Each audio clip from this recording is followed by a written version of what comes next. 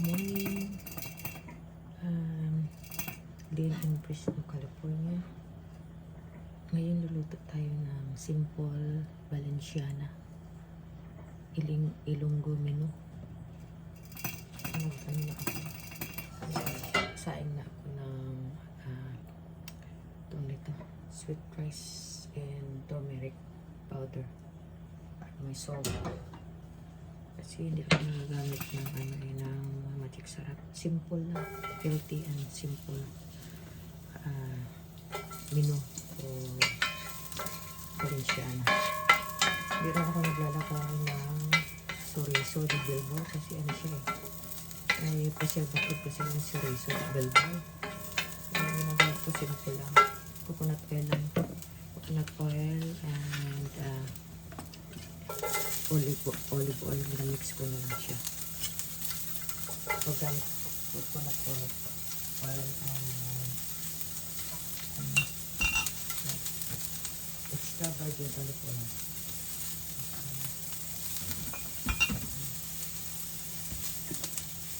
Ito na tayo magluto. Mag-60 lang ako ng garlic at onion. Brown ka lang konti. Ganit lang ito maluto. Ganit ako ng coconut oil para mas malasa siya.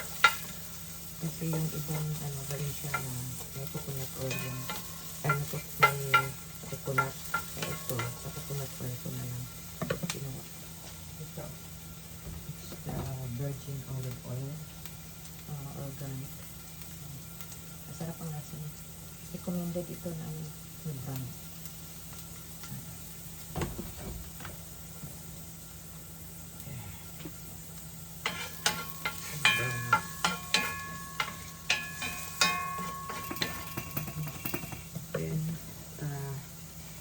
Lagay tayo ng pork meat.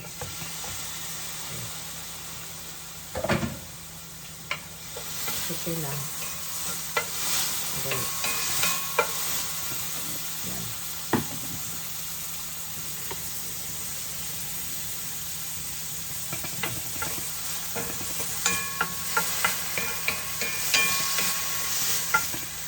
Ito ang healthy Valenciana. Arroz Valenciana. So, may ako dito. Sorry. Red bell pepper. Ito na may hanap natin. Tapos may green peas. Frozen green peas. Tapos may off na natin ito. May tayo? Raisin, organic raisin. Tapos may soy sauce na Coco Amino. Ito lang kabalik. Hanggang na siya medyo ma-brown. Yung pork meat. Iba, ito rin chicken. Yung halap sa meat. Kaya pork kasi yung available ko.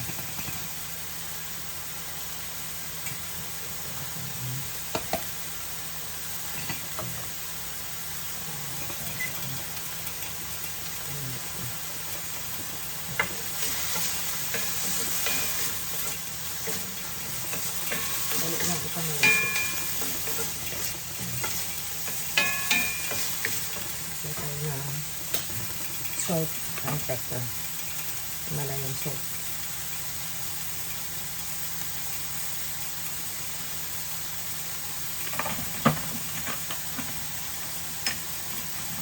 Tapos pepper.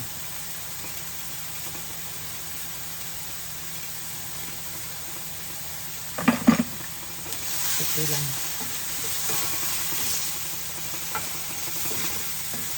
Hanggang na siya medyo na-brown. Garlic and onion lang. Lalagay tayo ng Coco Aminos. Wala man tayo pang kalasa ng iba. Kasi hindi ako magagamit na ng magic sarap o cubes.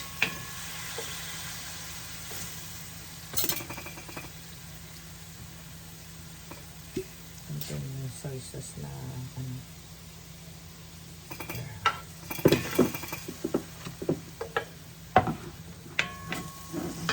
Tapos itong ano, omoboshi, fermented na plum.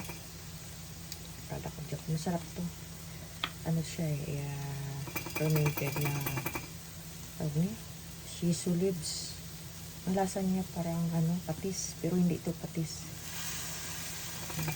Kalasa niya, fermented na dahon ng beef steak leaf, pero wala itong beef wala itong meat. Chiso, tawag nila chiso. Sarap siya.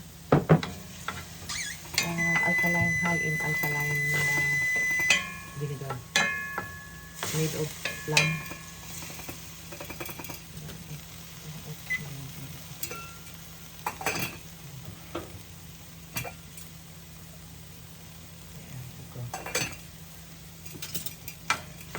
Okay lang.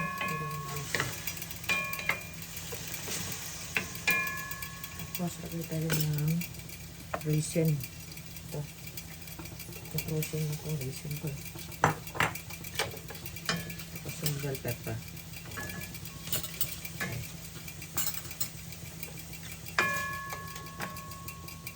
Tapos tayo maglalagay ng tubig kasi mabasa yung rice. Mag-ano siya. Ano siya malang. Ito. Madurog.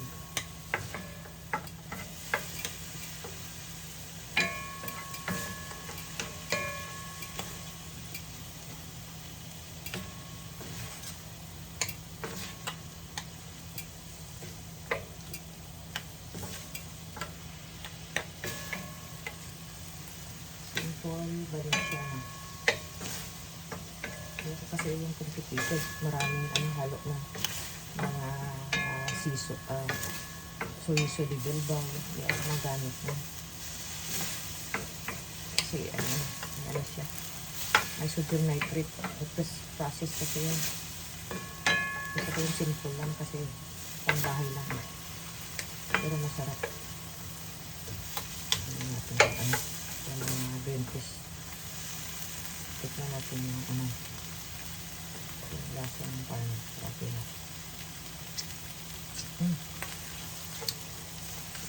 Sarap siya. Pagdagan na natin yung kunting umubusi.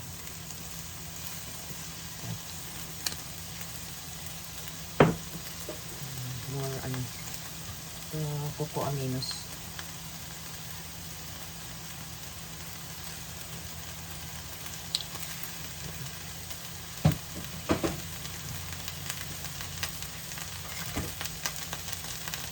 Kunti ng soy sauce lang. Okay.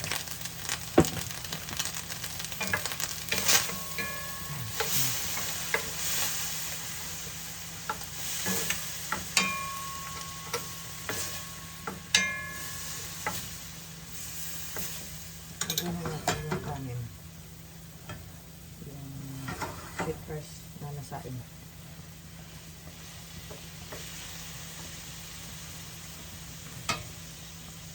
Ano ito? Asin at saka coconut oil.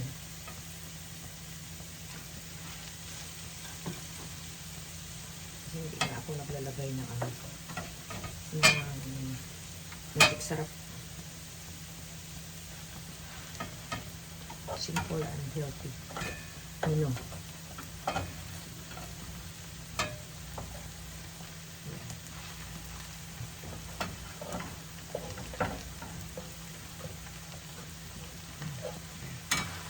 Kailangan ang rice mo maganda ang pagkaluto.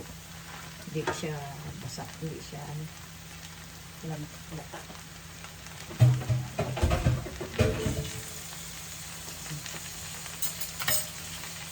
Tapos mix na natin yung mix lang. Iba naglalagay ng pineapple juice. Asa kasi nila pineapple juice. Pero okay naman kasi may plum vinegar.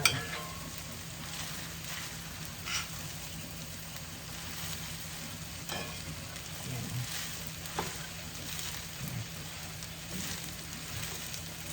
Tapos ilupay lang para hindi siya madusunod.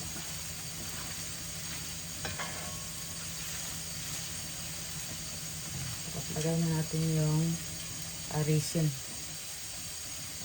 1/4 cup organic raisin. Ito marami kasi ito isa dito sa Pislo kasi ang farm dito. Lapad ang farm ng mga grapes. May tanim na ako grapes sa labas. Kaya nagagawa rin ako ng raisin pagka marami bunga yung grapes ko. Madali lang yung raisin gawin. I-blanch mo lang tapos i-air dry mo lang sa labas.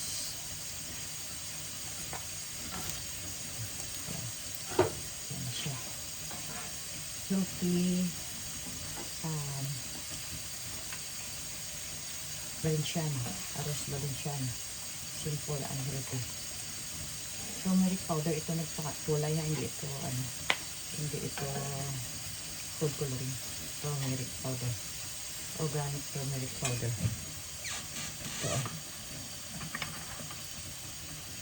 Ito. Organic turmeric powder. Yan ang nagpakulay. Maraming health benefits yung turmeric. Yan. Lukot na ito. Ito na to. Yan. Yan. Yan. Naluto na ang ating arroz Valenciana. Simple and healthy.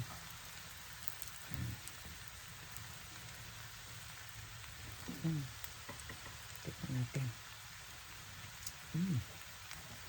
Ito Valenciana good.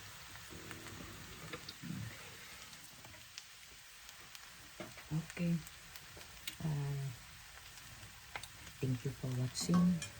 Ellen M. Fresno, California.